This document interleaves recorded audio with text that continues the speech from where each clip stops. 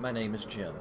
When I was a little boy growing up in Georgia, I was fascinated with Civil War history.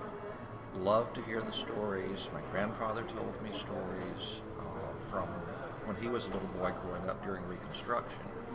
And he had aunts and uncles who had great stories that they had shared with him. But then as I got older and I moved away, I kind of lost interest in the whole thing. I really didn't spend a whole lot of time thinking about it.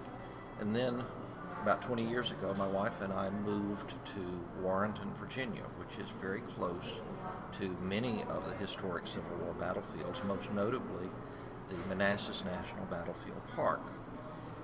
I started going over there. I went to the Visitor Center, I listened to what the Rangers had to say, enjoyed learning from the Rangers. And as I enjoyed learning, I started asking myself some questions, so I started doing some research. And eventually I came to discover that about 4 of my ancestors had been present at the Battle of Second Manassas.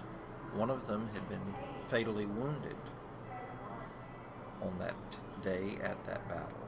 And I actually did the research necessary to figure out where they had been, where they had walked, what they had seen, and walked the battlefield, tracing the path that they had followed, tracing the path that the one particular ancestor had followed to the point where he was fatally wounded. It was a fascinating time. It rekindled my interest in Civil War history and led me to go to a number of the other battlefield parks in the years that followed.